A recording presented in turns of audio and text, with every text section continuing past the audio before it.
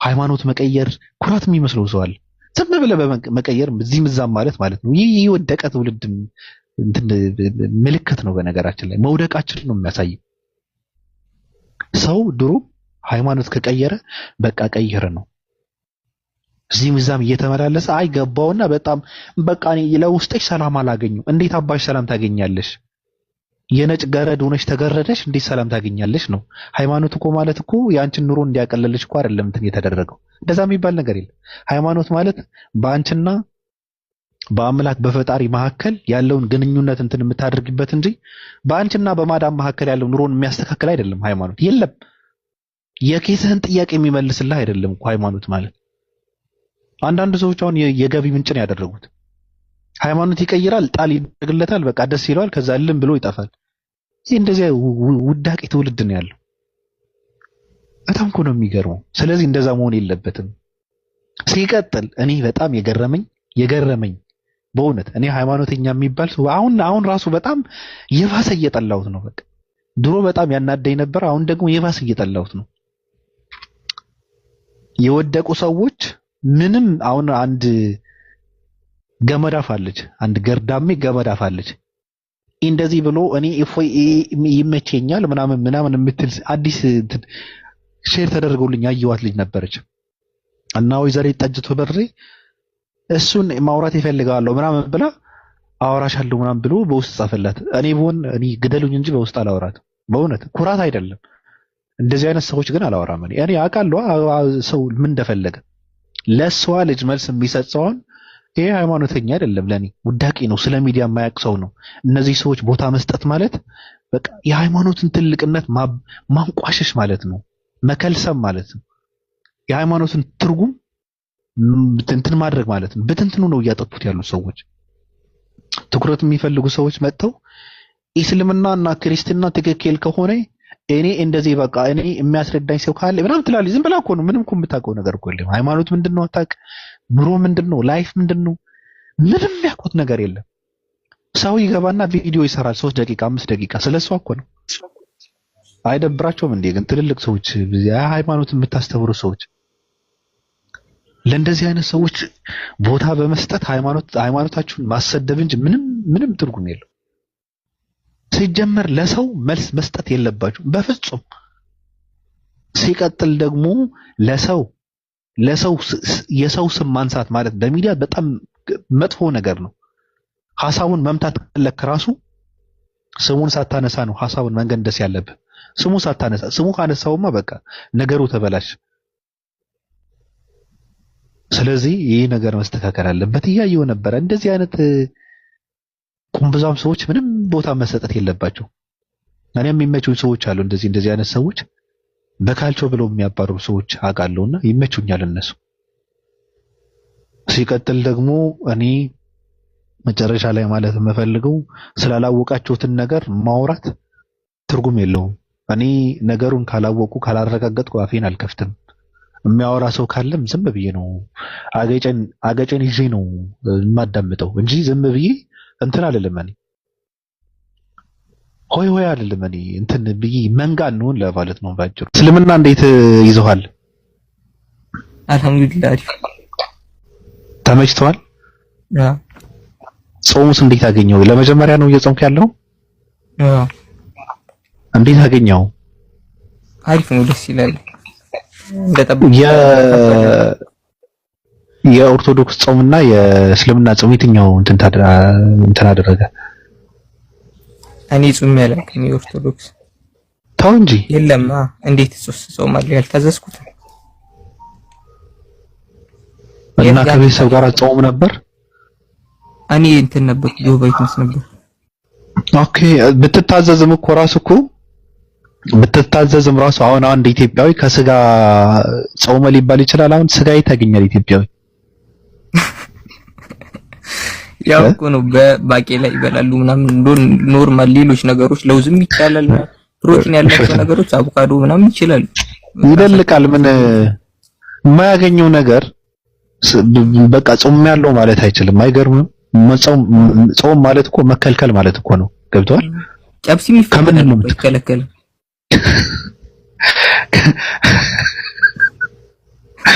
ይጠጣል። ጨብሶ ግን ኖርማል ወተት አይጠጣም። ቢራ ችግር የለውም። ሌላ ነገር ውስኪም ትችላለህ። አሁን ይሄ ጾም ነው ደግሞ በእንትኖችን ሙድ ይይዛሉ። አሁን በፕሮቴስታንቶች ምናምን አይጾሙም ምናምን። ኦርቶዶክስም እኮ እየጾሙ እኮ አይደለም። ምን አገኘና ነው? አሁን ለምሳሌ ስጋ ምናምን የት አገኙና? የለማ ከሌለ ነገር የሌለ ነገር የማታገኘው ነገር ደግሞ ከዛ ጾምኩ ማለት አትችልም።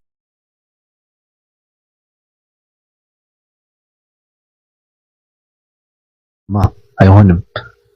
ስለዚህ እንትናችሁን ስጋችሁን አትበድሉ ነው እምለው። ጾም አይደለም። አው የለም እነሱ እኮ ይሄ መብላት የሚባለውን ነገር እንትን አድርገው ስለወሰዱት ነው። እንደ በቃ እንደ ኃጢያት እንደ ዓለም ምኞት ምናምን አድርገው ነው የወሰዱት። ጥሩ ነገር መብላት ጥሩ አይደለም ብሎ ስለሚያስቡ። እኔ ግን ለነገሩ አይሆንም። ኢየሱስ ክርስቶስ በእንትን ወራት በጾም ወራት ምን ይበላ እንደነበረ አንተ ታውቀዋለህ? አይበላም እንጂ እሱ ምን አይበላም? ቀንም ሌሊትም ነው የጾመው። ለምን እንደሱ እንደማይጾሙ አላውቅም። ከጾሙ የሱን ነው ካሉ እሱ ሌሊትም ቀንም ነው የጾመው። ቀን ብቻ አልነበረም የጾመው። መጽሐፍ ቅዱስ እንደዛ ነው የሚለው። ሌሊትም ቀንም ነው።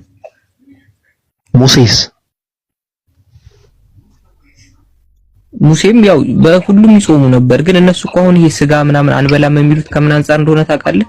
ዳዊት አንድ ቦታ ላይ ምን ብሎ ተናግሯል መሰለህ? አሁን ለምሳሌ አንድ ሰው ሁልጊዜ የሚበላው አሁን እንደ ኢትዮጵያ እንጀራ ከሆነ የሚበላው እንጀራ ከመብላት አቆምኩኝ ካለ ያ ሰው እየጾመ ነው ብለህ ነው እንጂ በጾም እንጀራ አይቻልም ብለህ አትፈታውም። እነሱ ዳዊት በጾም ጊዜ ቅቤ ከቅቤ ራኩኝ ይላል። ከማርም እንደዛው ይናገራል፣ ከወተትም ምናምን። ይሄ የቤተ መንግስት ምግቦች ናቸው። እሱ ምግቦቹን አለመብላት ነው እየተናገረ ያለው። ከምግብ ራኩኝ ለማለት የጠቀሳቸውን ጥቅሶች እነሱ ደግሞ ለምን አደረጓቸው? ከነዚህ ነገሮች ብቻ ነው ይታቀቡ ብለው ከምግብ ራኩኝ ለማለት የጠቀሳቸውን ጥቅሶች እሱ የቤተ መንግስት ምግቦች ነው እየጠራ በቃ ከነዚህ ራኩኝ ሲል እሱ ከምግብ ማረፉን ነው የሚናገረው እንጂ ግን ከንትን ነው በቃ የሰባት ፍሬ ባቄላ እየበሉ አመቱን ሙሉ ምናምን ይሉሃል። ይሄ ጾም ባልሆነበትም ወቅት ማለት ነው። ግን አንደኛ ጢሞቴዎስ ምዕራፍ 4 ቁጥር 3 ላይ ምን ይላል? እነዚህ ውሸተኞች መጋባትን ይከለክላሉ፣ አምነው እውነትን የሚያውቁ ከምስጋና ጋር ይቀበሉ ዘንድ እግዚአብሔር ከፈጠረው መብል እንዲርቁ ያዛሉ ይላል። በቃ ሰው እግዚአብሔር ከፈጠረው መብል ራቁ። በኖርማሊ በጾም ሰዓት ብቻ እኮ አይደለም። አሁን የምልክስና ምናምን አይነት አኗኗርን ካየው ሰው ማግባትም የለበትም። ከዛም ውጭ ጥሩ ነገርም መብላት የለበትም።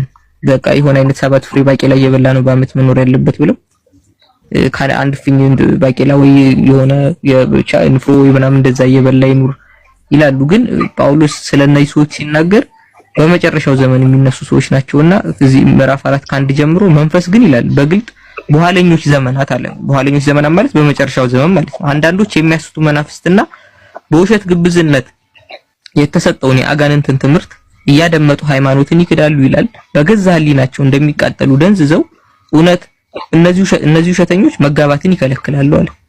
አምነውም እውነትን የሚያውቁ ከምስጋና ጋር ይቀበሉ ዘንድ እግዚአብሔር ከፈጠረው መብል እንዲርቁ ያዛሉ ይላልና ከጋብቻም ከመብልም ይራቅ የሚባለውን ትምህርት ይሄ አጋንንታዊና የግብዞች ትምህርት እንደሆነ ጳውሎስ ተናግሯል። ይሄ እነሱ አሁን ያሉበት አይነት የምግብ አራራቅ ማለት ነው። አይ ጳውሎስ አሸባሪ ነው። ጳውሎስ እኮ ሃይማኖት ውስጥ መግባት የለበትም ሰው ስለጀዘበ ነው እንጂ ጳውሎስ የሚባል አሸባሪ ሰው ሃይማኖት ውስጥ መግባት አልነበረበትም። ጳውሎስ ፖለቲከኛ ነው። የመጨረሻ ተንከሲስ ሰው ነው። እነዚህ ሰዎች ዝም ብለው እንትን ያደረጉት ነው እንጂ ጳውሎስ የመጨረሻ አራዳ ሰው ነው። በዛ ላይም አሸባሪ ሰው ነው። ቅድም ግን የማያንቀላፋም ይላሉ እያልከ ነበር። ግን መዝሙረ ዳዊት ምዕራፍ 14 ቁጥር 23 ላይ ዳዊት ምን ይላል? አቤቱ ንቃ፣ ለምን ስትተኛለህ? ተነስ፣ ለዘወትርም አጣለን ይላልና እየቀሰቀሰው ይተኛል።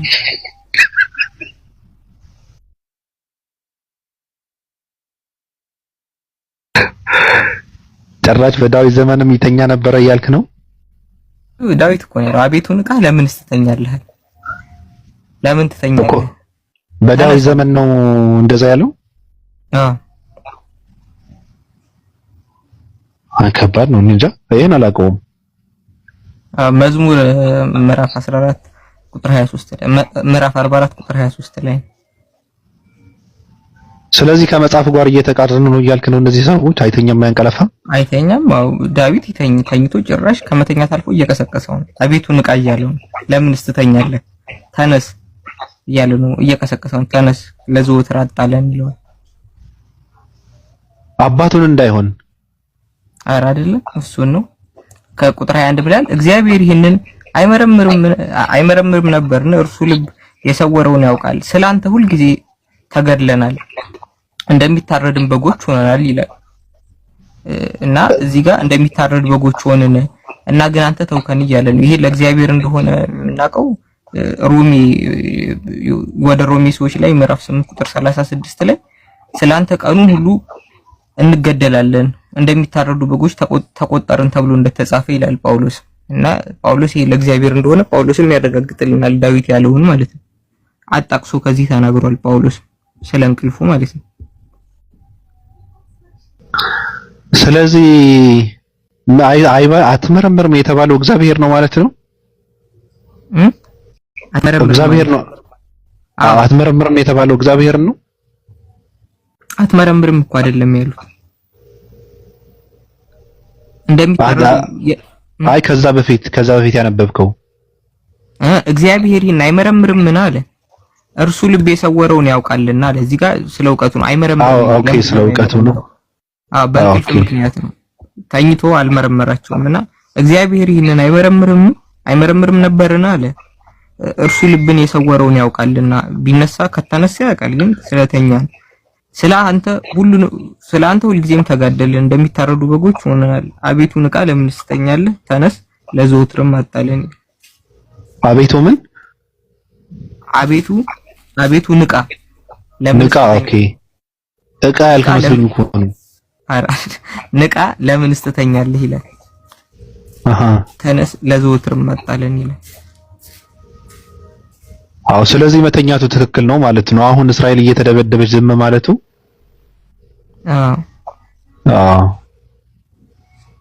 የሚገርም ነው። እናንተ ሰዎች ግን ስለ መጽሐፍ ቅዱስ የሆነ ነገር ካላወራችሁ አይወርድላችሁም ማለት አይተኛም ይላሉ ስትል ገርሞኝ እኮ ነው። ይተኛል ብዙ ጊዜ እኮ ሰው የሆነ ነገር ይናገራል። በቃ ከመጽሐፍ ቅዱስ ጥቅስ መንቀር እያደረጋችሁ ነው የምትወሩት። ጠፍተሃል ግን የለም አለው ሌላ አለው ምን ተባለው? አሬ የለም ምን ይለሩም በደምብ ተመለስኩት አልነበርኩምና ስመጥ የለም። ሌላ ቦታ ላይ ደግሞ ለምን እንደተኛ ታውቃለህ? ሲናገር መዝሙር 765 ላይ ጠጥቶ ነው ይላል። እግዚአብሔርም ይላል ከእንቅልፍ እንደሚነቃ ተነሳ፣ የወይን ስካር እንደተወ እንደ ኃያልም ሰው ይላል። እዚህ ማን ነው? እግዚአብሔር ነው። መዝሙር 7865 ላይ እግዚአብሔርም አለ ከእንቅልፍ እንደሚነቃ ተነሳ፣ የወይን ስካርም እንደተወ እንደ ኃያል ሰው ይላል። ይሄ ባንጎቨር የሚነሳ ሰው አለ አይደል? በዛ አይነት ሙድ ነው ተነሳ የሚለው። ከእንቅልፍ ሲነሳ ስካር የወይን ስካር እንዳለበት ሰው ሆኖ ነው የሚተነሳው ይላል። እዚህ ጋር ከተኛበት የተነሳ አንተ ከዛ እየተነሱ ነው እንዴ? ማን ነበር አንድ ፈላስፋ ፈጣሪ ሰዎችን ፈጥሮ በቃ ረስቶናል፣ አሁን ስራውን እየሰራ ነው እኛ ጋር አይደለም፣ እኛ ረስቶናል፣ መለማመጃ አድርጎ ፈጥሮ ንቼ ነው እንደዛ ያለው። ንቼ መጨረሻ ሄዶ ሙቷልም የሚል መጨረሻ ሙቷል ብሎ ነው የደመደመው። ሙቷል እኛ ረስቶናል ያለው ሲጀማምረው ነው። መጨረሻ በደንብ ሲጨርስ አይ በቃ ሙቷል ማለት ነው ብሎ ነው የወሰነው። የሚቆጣጠረን ሰው የለም፣ ዓለምን እየመራን ያለነው እኛ ነን አይነት ነው። አዎ ከዛ እየተነሱ ነው። በነገራችን ላይ በጣም ከባድ ነው ቃል የሚለው ማቴዎስ ወንጌል ምዕራፍ 4 ቁጥር 2 ላይ 40 ቀንና 40 ሌሊትም ከጦመ በኋላ ተራበን የሚለው 40 ቀንና 40 ሌሊት ለይቶ አይደለም ቀኑን የጾመው። አሁን የእሱን ሱና ተከትለን በሱ መንገድ ነው ካሉ በኢየሱስ ከሆነ 40 ቀንና 40 ሌሊት ነው እሱ የጾመው። እነሱም 40 ቀንና 40 ሌሊት ነው መድገም ያለባቸው። ትክክል። እሱ ደግሞ እነ ሙሴን ተከትሎ ነበር የጾመው። ራሱ ሙሴን ተከትሎ እኮ ነው የጾመው። ሙሴ ስለ ጾሙ ነው የጾመው። በእንትላው ዘጸአት 34 28 ላይ ያለ 40 ቀንና 40 ሌሊት እንትን አሉ ይላል። ግን እነዚህ ይሄኛውም የጾመው ሙሴ የሚጾመው 40 ቀንና 40 ሌሊት ነው። ዘጸአት 34 28 ላይ በዚያም 40 ቀንና 40 ሌሊት ከእግዚአብሔር ጋር ነበረ፣ እንጀራም አልበላም ውሃም አልጠጣም ይላል። ለ40 ቀንና ለ40 ሌሊት ማለት ነው ሙሴም። ግን አሁን የነዚህን ሰዎች ነው ካሉ እንደነሱ ከሆነ 40 ቀንና 40 ሌሊት ጾሙ ያሳዩን ጉዱን። እስኪ አሁን ይሄ የምርኛውን እኔ አሁን አይመስለኝም አንድ ሙሴ የሚባል ሰውዬ 40 ቀንም 40 ሌሊትም ምግብ ሳይበላ ይችላሉ መቀጠል ወይ ኢየሱስ እንደዛ አንድ ሰው ከሳይንስ አንፃር ያስኬዳሉ የሚለው ከተቻለ እስኪ ያሳዩን እነሱ የምር የነሱ እንደግማለን ከሆነ ትክክል። የሚገርም ነው። እንደውም ኦርቶዶክሳውያን ልክ ነው። አሁን ይሄ እንትን መጀመር አለበት ራሱ ኦርቶዶክሳውያን መጾም ካለባቸው ከማያገኙት ከስጋ ከእንቁላል ከወት ተውስ አታገኙም። ኩላሊትን ብትሸጥ ራሱ አታገኙም። የለም አሁን ኑሮ ውድነት አጠናግሮ እያበድክ ደግሞ ከስጋ ጾም ያለው የታገኘውና ነው ስጋ ልክ ጃን እንዳለው እንደ ሙሴ እና እንደ ኢየሱስ ክርስቶስ 40 ቀንና 40 ሌሊት በመጾም የነሱን መልካም ድርጊት ነው መድገም ያለባቸው ኦርቶዶክሳውያን። ካልሆነ ግን እንደዚህ በማድረግ ራሱ ሲኦል ትወረወራለህ።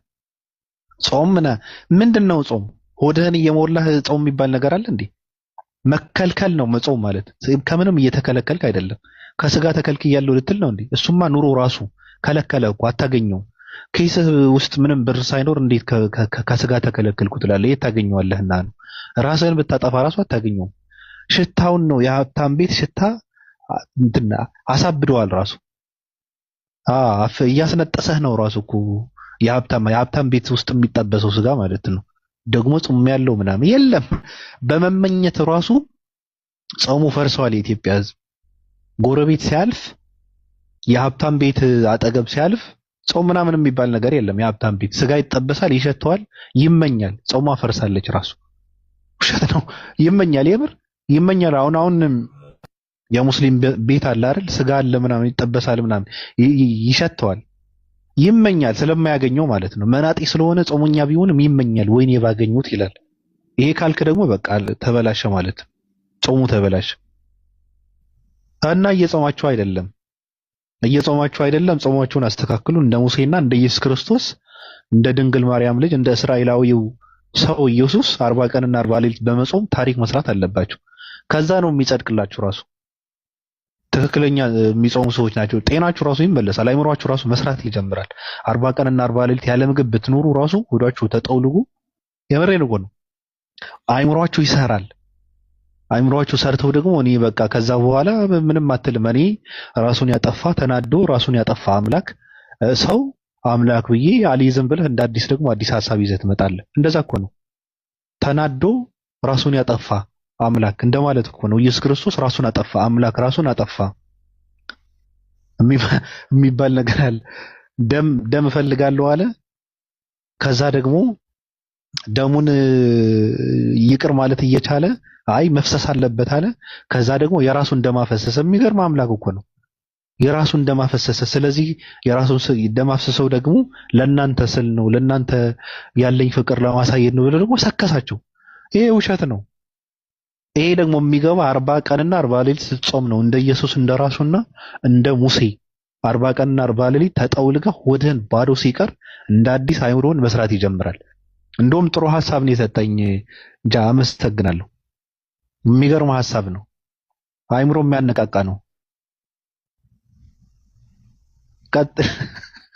ቀጥል። የሚገርም እኮ ነው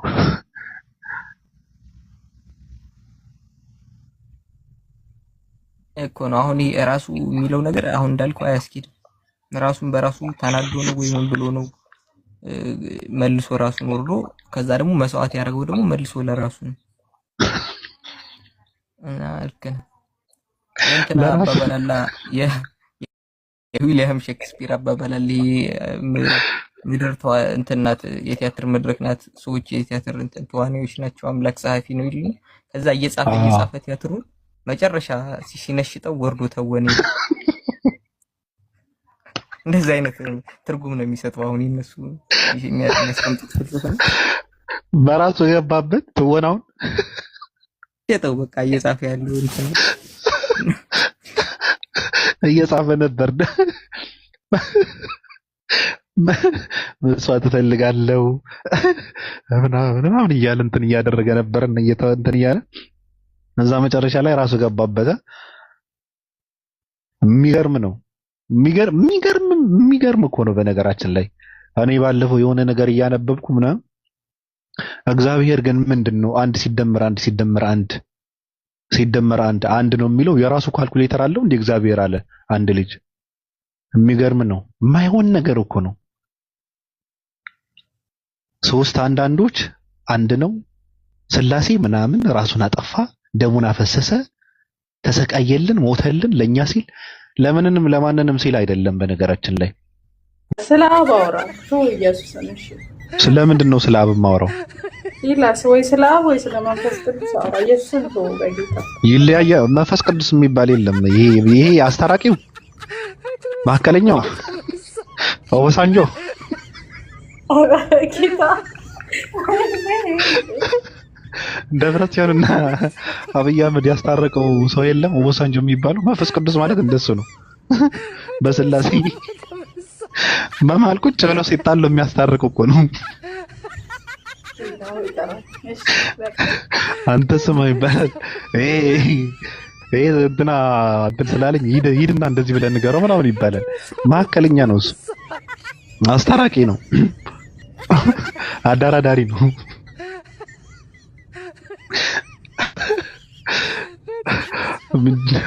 ኤሌክትሪክ የሚያስተላልፍ ገመድ የለም። እንደዛ ነው መንፈስ ቅዱስ። መንፈስ ቅዱስ ደግሞ መንፈስ ቅዱስ ምን ቦታ አለውና ነው ስለኔ ስለ መንፈስ ቅዱስ ማወራው? የት ተጠቀሰ መንፈስ ቅዱስ? መንፈስ ቅዱስ እንደርግብ ከነፈ እንደምናምን ይመጣል፣ እንደምናምን ያጽናናችኋል፣ እንደምናምን የመንፈስ ቅዱስ ነው ተባለ። ለምን አወራለሁ እኔ? ምንም ቦታ የለውም። ስለ መንፈስ ቅዱስ የተነገረ ምንም ነገር የለም። መጽሐፍ ቅዱስ ሁሉ ስለ አብና ስለ ኢየሱስ ነው። ገብቶሻል? ስለዚህ ስለ መንፈስ ቅዱስ አላወራም፣ ስለ አብም አላወራም፣ ስለ ሲንግል ፋዘር አላወራም።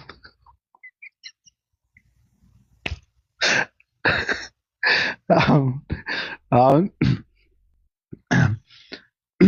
እግዚአብሔር አብ ወልድ ልጁ ነው ብለህ ያው ድንግል ማርያም እናቱ ነች ስትል፣ በነገራችን ላይ አንዳንድ ሰዎች ኦርቶዶክሳውያን የሚባሉ ሰዎች ሚስቱ ነች ይላሉ። እንደዛ የሚሉ ሰዎች አሉ። በነገራችን ላይ የእግዚአብሔር ሚስት ነች የሚሉ ሰዎች አሉ ድንግል ማርያም። አንዳንድ ሰዎች ደግሞ በጣም ይደነግጣሉ። እናት ነችዋል። አይደለችም። እንደዛ ከሆነ ሲንግል ፋዘር ነው ማለት ነው አብ። እንደዛ እኮ ነው። እንደዛ ነው። ምንም እንትን ማድረግ አይቻልም። ሲንግል ፋዘር ነው። ወደዚህም ወደዛ የሚባል ነገር የለም። ልጁ ነው ተባለ፣ በቃ ልጁ ከሆነ ሲንግል ፋዘር ነው ማለት ነው። አለቀ።